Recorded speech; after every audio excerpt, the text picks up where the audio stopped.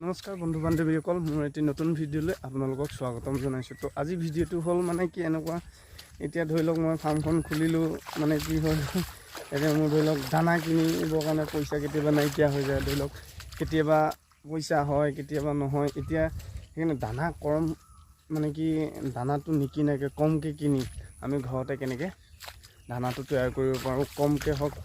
মানে আপোনাৰ ধৰি লওক ফাৰ্মখন এতিয়া ধৰি লওক মোৰ 9টা গাহৰি আছে। তো 9টা গাহৰিৰ কাৰণে মোৰতো এক বেগ দানা আপোনাৰ খুব বেছি এসপ্তাহ 10 দিন যায়। তো 10 দিনৰ মই যদি 2 বছৰ দানা এক বেগ আনি খুৱাওঁ, তেতিয়া মোক এনেই আমাৰ ইয়াতে 2100 টকা লয়। আপোনালোকৰ সেইফালে 2 বছৰ দানা কিমান টকা লয় আপোনালোকে জনাবচোন। তো মই সেইকাৰণে ভাবিলোঁ যে এতিয়া মই নোৱাৰিছোঁগৈ আৰু দানা কিনি খুৱাবৰ কাৰণে, বহুত পইচা প্ৰয়োজন, বহুত পইচা লাগে। তো মই ভাবিছোঁ যে মানে ঘৰতে কিছুমান আমাৰ ইয়াতেতো চব এভেইলেবল আছেই। তো সেইকাৰণে ভাবিছোঁ এতিয়া মই মানে দানা প্লেনটো চেঞ্জ কৰিম বুলি ভাবিছোঁ। তো দানাটো মানে কি কচু, এই চাওক আজিৰ পৰা কচু কাটিবৰ কাৰণে ষ্টাৰ্ট কৰিম, আৰু মানে কি তেতিয়াহে মই মানে আগবাঢ়িব পাৰিম। এতিয়া মোৰ মানে কি হয়, এতিয়া মোৰ দোকান থাকিও মানে কি ইফালে নিমিলে, ইফালে মিলালে আকৌ সিফালে নিমিলে, চ' মানে প্ৰব্লেমত পৰি গৈছোঁ। তো সেইকাৰণে ভাবিছোঁ এতিয়া মই ঘৰতে মানে লাহে লাহে ঘৰতে কি কৰিম, দানাটো এইবিলাক কচু চচু কাটি নি ধুনীয়াকৈ বনাই মেলি খুৱাম। যেতিয়া মই মোৰ সামৰ্থ্য মতে পাৰিম, তেতিয়া মই আকৌ দানা কিনি খুৱাব পাৰিম। তো সেইকাৰণে আজি ভাবিছোঁ যে আজিৰ পৰা কচুকে বনাই খুৱাম। তো ব'লক ভিডিঅ'টো আৰম্ভ কৰোঁ। তো ব'লক, ইয়াৰ কচু দেখিছে, কচু খালি এতিয়া ঘৰলৈ লৈ যাব লাগিব। আজি প্ৰথম কম কাটিছোঁ।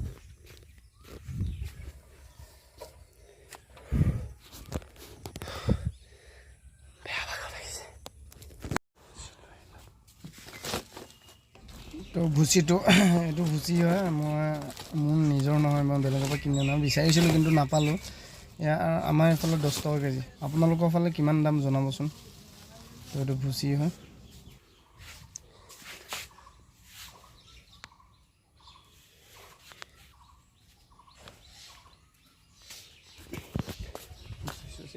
হৈ গ'ল এতিয়া বনাব লাগিব।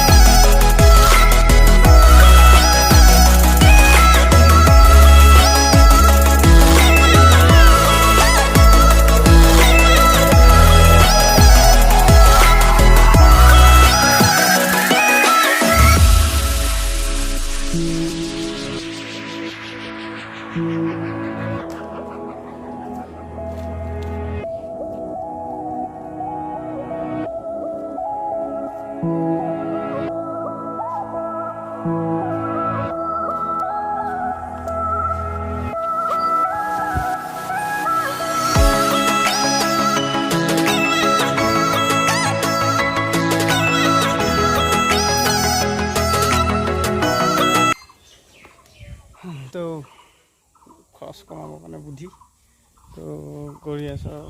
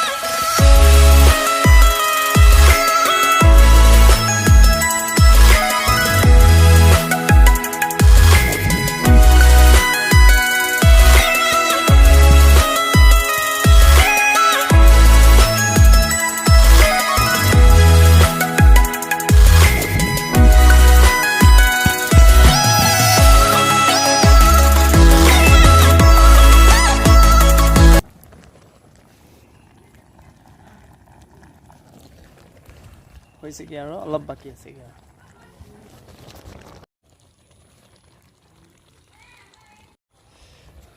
তো দানা হৈ গ'ল অলপ হেৰি দি দিলোঁ এইটো আপোনাৰ ইয়াত আছে ভুচি তাৰপিছত আৰু দানা মিক্স হৈ গ'ল এতিয়া মোৰ ইয়াত খৰচ হ'ল আপোনাৰ 2 দিনৰ কাৰণে হৈ যাব দানা 2 দিনৰ কাৰণে দানা খৰচ হ'ল আপোনাৰ ভুচি দিলোঁ 2 কেজি আৰু চাউল দিলোঁ 2 কেজি কচুটো ফ্ৰী আৰু খৰিটোতো ঘৰতে আৰু মানুহটো ইমান বিশেষ খৰচ নহয় তো দানাটো হৈ গ'ল তো মানে বহুত কম খৰচত হৈ যায় আপোনাৰ কি কৰোঁ মানে ধৰি লওক 50 টকাত আপোনাৰ 3 সাঁজৰ কাৰণে হৈ যায় আৰু তেতিয়া পইচাটো বাচিলেই তো আপোনালোকেও চেষ্টা কৰি চাওক তেতিয়া কম খৰচতে আপোনালোকৰ ফাৰ্মখন ধুনীয়াকৈ আৰু মানে কি ফাৰ্মখন ভালকৈ ধুনীয়াকৈ চলাই যাব পাৰিব তো তেতিয়া পইচা বচা মানে নহয় জানো পইচা বচোৱা তেতিয়া কি ক'ম আৰু আজিকালি বেপাৰীবিলাকে গাহৰি বা পোৱালি হওক বা দাম দিবই নিবিচাৰে তো এনেকৈ কৰি উপকৃত হ'ব পাৰিব তো বলক এতিয়া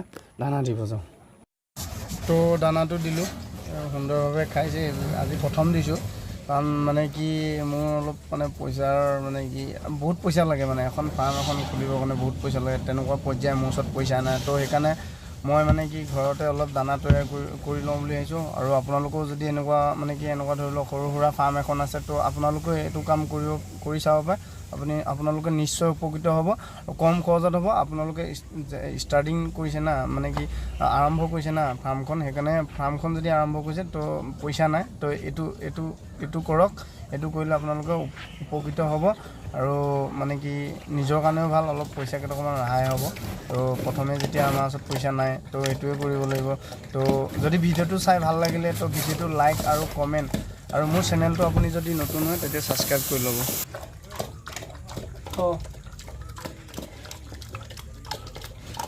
তাই 3টা কিমানতহে দিছিলে সি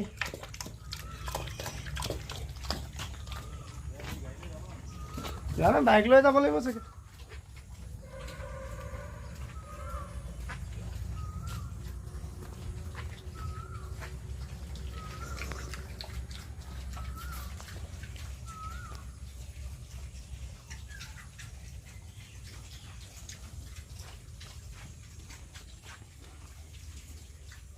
তো আজিলৈ ভিডিঅ'টো ইমানেই আকৌ অন্য এটা ভিডিঅ'ত লগ পাই আছোঁ পুনৰ তো বাই বাই